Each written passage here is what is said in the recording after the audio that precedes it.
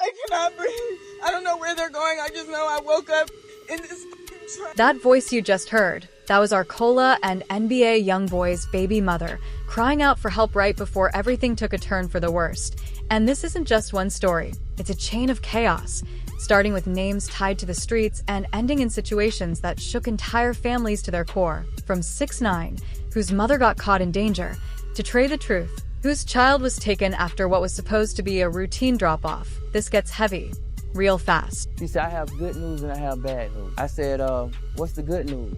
Because I'm already in jail, what can be worse? In this video, we're breaking down rappers who had family members taken by people they actually knew. Not enemies, not rivals, but people much closer than that. First up, YoungLay. His story hits different. One of the darkest chapters ever linked to Bay Area rap history. Back on May 17, 1996, 17-year-old Daphne Marie Boyden, an honor student and a new mother, was gunned down inside her grandmother's home in Vallejo. She said, your daughter Kamai was born at 7 pounds 8 ounces. So I asked her what the bad news was. She said your daughter was kidnapped. Well, as I knew about kidnapping, it only happened on TV and movies. It did a lot to me in there because I felt like I didn't do my job to protect her or Kamai. Multiple shots to the head and chest. No mercy at all. Then it got even colder. The attacker set the house on fire, trying to cover it up. And while the flames were rising, they walked out carrying her newborn son, just weeks old, and vanished into the night like nothing happened. Neighbors later reported seeing 2 teenage girls carrying a bundle as smoke poured from the windows. That was the last time anyone saw baby Legion for over 6 long years. As for YoungLay, he was locked up when all of this went down. He didn't hear it from the streets, didn't witness any of it unfold. He got the news from behind bars, and no way to move, no way to search, just left with the thought that his son might still be out there somewhere. And here's the twist. It wasn't rivals or enemies behind it, it was 2 teenage girls. I don't know, it was like breathtaking. Like, you know, I swear she looked to me like Shannara. She just looked beautiful. The main one, 15-year-old Latasha Brown, was YoungLay's ex, and jealousy had taken over everything. Daphne had his child, and Brown couldn't accept that. For months, she had been telling people that she was the baby's mother, living in a reality that wasn't real. Reports even suggested she may have been dealing with pseudocyesis, a condition where someone believes they're pregnant when they're not. Her cousin, Oceana Williams, helped carry it out. And later, Brown's own mother helped hide the child. This wasn't random. It was planned, covered up, and kept quiet for years. The baby was raised just 2 miles from where his mother lost her life, under a fake name, with fake documents, like an entirely new identity had been built from scratch. The case eventually gained nationwide attention, even being featured on America's Most Wanted and Unsolved Mysteries. But still, nothing moved. Until November 2002, that's when one anonymous tip changed everything. Police tracked down Latasha Brown, now 22, and found the child, 6 years old, being raised as her own. Your girlfriend was killed and your baby was killed. DNA confirmed it instantly. Legion was finally found and returned to his real family. Latasha Brown was convicted in 2004, first-degree murder, kidnapping, and arson, and sentenced to 37 years to life. She later tried to appeal the decision, but it was denied in 2006. Meanwhile, YoungLay had already poured his pain into music, even naming his 1998 album Unsolved Mysteries, long before the case was ever featured on that show. I knew my girl was gone. Yeah. You feel me? Gone. Years later, in 2026, a documentary brought everything back into the spotlight, including YoungLay's first public words in over 2 decades. And what he said was simple: his son had called him that morning. That alone was enough. Now listen closely to this next 1.18 years. Not days, not months, 18 full years, before a father finally got to meet his daughter for the very first time. And guess what? He called me this morning. That's what's up. That's all I'm saying. Kayamo Gilly was born on July 10th, 1998, in Jacksonville. Her mother was just 15 years old. Her father, Craig Aiken, a local rapper, was locked up when she came into the world, and just 8 hours later, she was gone. A woman named Gloria Williams walked into that hospital wearing scrubs, acting like she belonged. She built trust with the young mother, played her role perfectly, then walked out carrying the newborn like it was nothing. Staff assumed she was family. No alarms. No one stopped her until it was already too late. Oh man, you just can't give up. You know, sometimes. Craig Aiken found out everything at once, from inside a jail cell. He asked what the good news was, and instead got hit with that. It later came out that Gloria Williams had recently lost a pregnancy in a toxic situation, and chose to fill that void by taking someone else's child. It was like 8 in the morning. And the U.S. Marshal said, we found her. We need you to get out. She created a whole new identity, forged documents, and raised the girl in South Carolina under a completely different name for 18 straight years. Then in 2017, when the girl, now grown, tried to get a job and needed proper identification, things started to fall apart. Williams refused to provide the documents, and that raised serious questions. One tip led to another, and a DNA test confirmed everything. She was alive, safe, and finally going home. Gloria Williams was sentenced in 2018 to 18 years in prison, and later even tried to reduce her sentence. So about that, it's a lot of false narrative. The appeal later got denied. Craig Aiken eventually released a music video called Self-Therapy, featuring his daughter, showing their healing process and rebuilding after years apart. Her story was even turned into a film, Stolen by My Mother, the Kamaya Mobley story, a story about being taken within hours of birth and returned nearly 2 decades later. Now, let's talk about Trey the Truth, because this one hits on a completely different level. Reality of it, right, is that it was somebody that lives in the community because there was no car that came in, no car that came. For years, Trey the Truth has been known as one of Houston's realest, always showing up, helping people, and putting in work for the community without needing the spotlight. Food drives, disaster relief, giving back out of his own pocket. He built his name on protecting others, but in the summer of 2024, everything flipped. The man who always protected everyone else suddenly found himself unable to protect his own daughter. Trey had full custody of his 6-year-old daughter, Truth Thompson. After years of legal battles, her mother only had limited visitation rights. On August 16, 2024, he dropped her off for a scheduled visit, hugged her, kissed her, and told her he'd see her Sunday. But Sunday came and she never came back. Her mother had vanished, leaving her apartment, abandoning her car, cutting off all communication, gone without a trace, taking Truth with her. So yeah, I'm really talking about how I grew up with my dad and just a lot of experiences that I've had. Authorities went all in. FBI, U.S. Marshals, local law enforcement, and missing persons organizations all joined the search. In September, they reportedly spotted them in Los Angeles, but had to pull back due to safety risks. For months, Trey the Truth didn't know where his daughter was sleeping, what she was eating, or what she was being told about him. Every holiday passed with that same question hanging over him. Then on January 1st, 2025, early morning, she was found near the California-Mexico border. Her mother was arrested on child endangerment charges. Trey moved fast, airport, flight, then a long drive across the desert. Nothing was stopping him from getting to his daughter. By mid-2025, she was back home, healing step by step, and now he says she runs the whole house and even got her a goat. For the tragic loss of our son, Nathan Smith, his mother Nicole Smith and I are very much devastated. Every day is a reminder of why he never stopped pushing, not once. Now, the last one, and this one is recent, caught on camera in broad daylight on July 11th, 2025, around 7 p.m., 7-year-old Jamal White Jr. was riding his bike outside his father's home in Milwaukee. It was a normal evening, until it wasn't. A white Jeep circled the block, came back again, then pulled into the driveway. 2 masked men jumped out, one reportedly armed, and grabbed the boy while he was screaming for his father.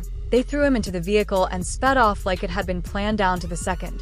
His father, Jamal White Sr., was right there. Security footage shows him reacting in real time, running inside, then rushing back out in panic as the vehicle disappears. And just like that, everything changed. Yeah, everybody can unfollow me. I don't even really be on this page like that. The internet reacted fast, opinions flying everywhere. But behind all that noise was one reality. A child was gone, taken in seconds, and nobody knew where that vehicle was headed. I ran. I'm thinking they're trying to rob me. not take my damn baby. He later broke it down in a social media post. His aunt, Simone White, went public, begging for any tips, any clues, anything that could help bring the boy home. The family had zero answers, no clear motive, just pure panic and pressure building by the hour. Like I said, I apologize for the ones who were genuinely concerned. Then the criminal complaint dropped, and the truth came out that IT wasn't random at all. The original plan was to target the boy's mother, who allegedly had certain connections that made her a mark. But when that attempt failed, they switched it up and went straight to the father's home, taking the child instead. Then came the demand, $100,000 in cash plus jewelry for a safe return.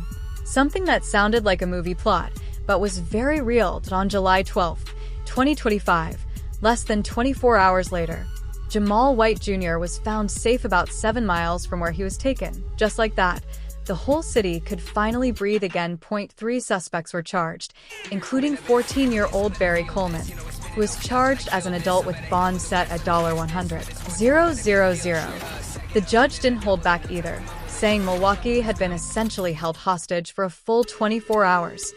We literally cannot thank the community enough, Simone White said after her nephew was safely returned.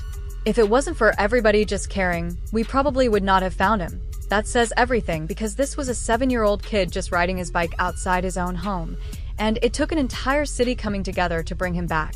That kind of unity hits hard, especially when you realize what kind of mindset it takes for people to even do something like that in the first place. Now shifting to 6ix9ine, and this one might be one of the clearest examples of what it really costs to live. Loud, visible, and constantly in the spotlight. On November 16, 2025, late night in Wellington, 4 masked men dressed in black forced their way into his home through the garage like they knew exactly what they were doing. The first person they encountered was his 60-year-old mother, Natividad Perez Hernandez. They pulled her outside at gunpoint, holding her while they moved through the house, grabbing everything they could carry: a $25,000 diamond necklace, designer earrings, luxury bags, and cash. Tens of thousands gone in minutes. Clean, fast, and calculated. By the time deputies arrived, they were already long gone. His mother wasn't physically hurt, but being held at gunpoint in your own yard is the kind of fear that doesn't just disappear. It stays with you in ways no report can measure. 6ix9ine wasn't even home. He was live streaming with YouTuber Jack Doherty when it all happened. Security footage later showed exactly how the suspects moved, step by step, and how they handled his mother during the robbery. By December 2025, one suspect, 19-year-old Pedro Rodriguez, was arrested after phone records and stolen items tied him directly to the scene. Charges piled up quickly: home invasion, armed robbery, false imprisonment, and grand theft. Another arrest followed in February 2026, but at least 2 suspects were still at large. That's when questions started to surface. Was this tied to old conflicts and past drama, or was it something simpler? The risk that comes with living your life in full view of millions every single day, because when everything is visible, someone is always watching, and sometimes they're OT just watching, they're planning. And in the end, it wasn't him standing in that yard.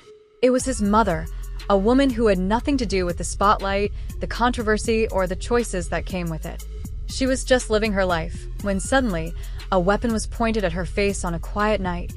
That's the real weight behind stories like this. Not the headlines, not the viral clips, but the people who never signed up for any of it. Now, Common, this one goes way back, and not enough people talk about it. Before he was even old enough to remember anything, Common, born Lonnie Rashid Lynn Jr., was caught in something that could have gone completely differently. That on March 13, 1972, in Chicago, he was about 18 months old when his mother, Mahalia, and suddenly found herself staring down the barrel of a gun. And the person holding it was his own father, Lonnie Lynn Sr., a former professional basketball player whose life had taken a severe turn into addiction, changing him into someone his own family barely recognized anymore. According to One Day It'll All Make Sense, his father had built a plan in his head, believing that if he showed up to a basketball tryout with a perfect family image, he could restart his career. It sounds unreal, but to him, it made sense at the time. He forced them into a car at gunpoint, handcuffed his toddler son to the front seat, restrained his mother in the back, and drove west towards Seattle while under the influence the entire time. Every stop, every mile, he stayed in control, watching closely, not letting anything slip.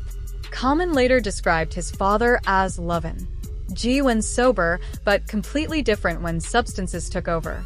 And in that moment, it was that version behind the wheel, the one nobody could reason with. But his mother stayed sharp the entire time, calm, focused, thinking ahead. When she told him she had a headache, he stopped to grab painkillers. And when he came back, she made her move, taking the pills, then slipping the rest into his drink without him noticing. Moments later, it hit him hard. He could barely stand, barely think straight. He pulled into a motel in Wisconsin, and that's where everything changed.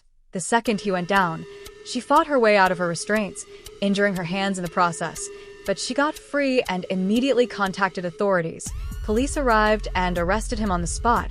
Kidnapping, false imprisonment, and more. Just like that, the situation ended in a motel parking lot instead of somewhere far worse. Common grew up in Chicago with his mother. After that, over time, he and his father rebuilt something complicated, but real.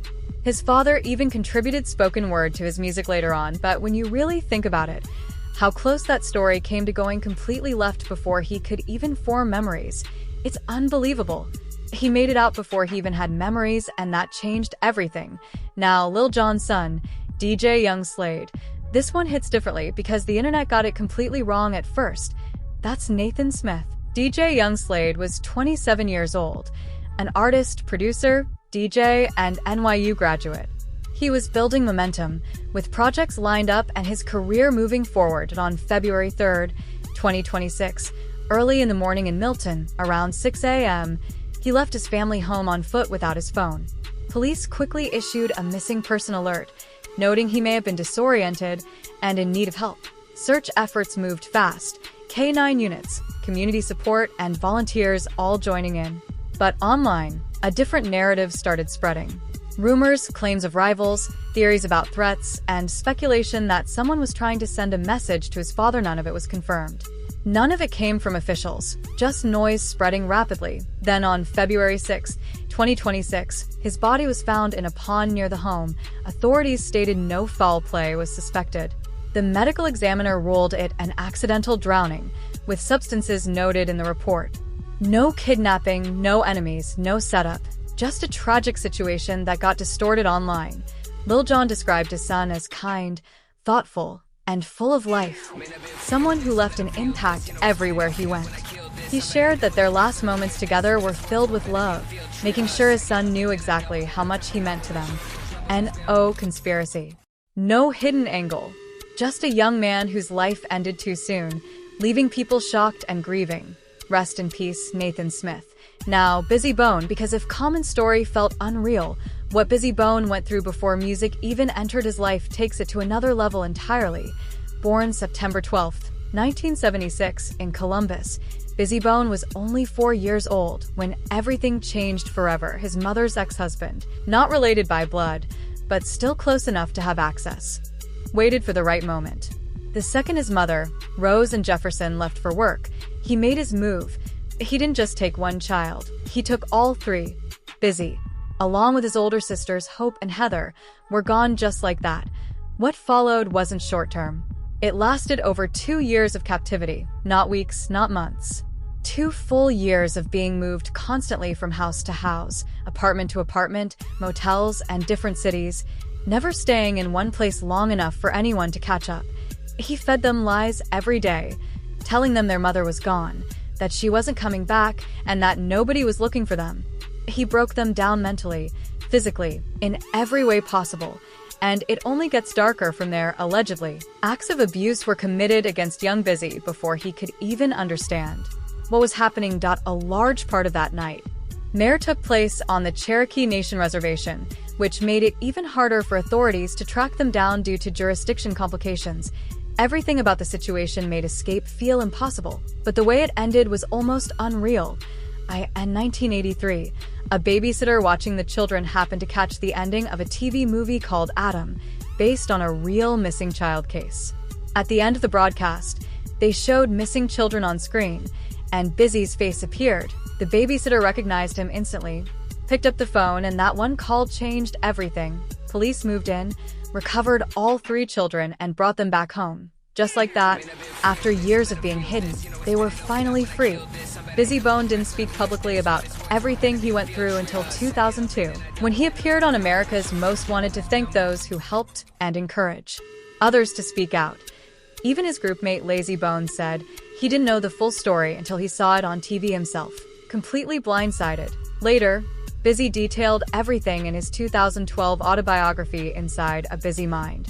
And when you really listen to his music, the emotion, the pain, the energy, it hits differently knowing where it comes from. That voice helped shape an entire era. And it all started with a child who survived something most people can't even imagine.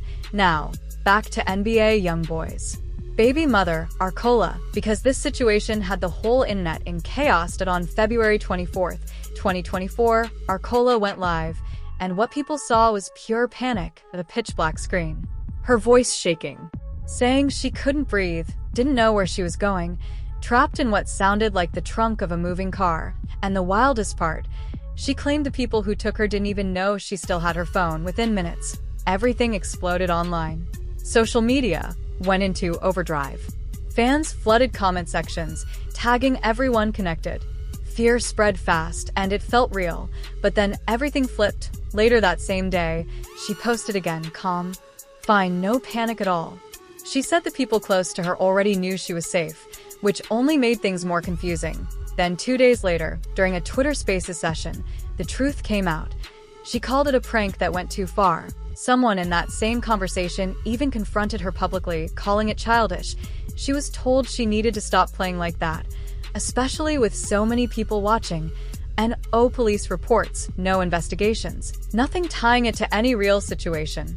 Just a viral moment that went way further than expected. And that's exactly why this story sits at the start, because it shows how fast people react when something feels real. The internet is already on edge when it comes to stories like this, especially involving public figures and their families. The fear? That part was real. The way it spread? Also real. And honestly, with how believable that clip sounded, the details, the panic, it's not hard to see why people took it seriously. NBA YoungBoy's baby mother, Arcola, later admitted she can act recklessly on camera, and this time it went too far. She was safe in the end, but not every story on this list plays out that way. Some of these situations carry real consequences, real trauma, and outcomes that don't just disappear after a post. And if you made it this far, tap that subscribe button, hit like, and share this with someone who needs to hear these stories, because more people need to understand how real these situations can get.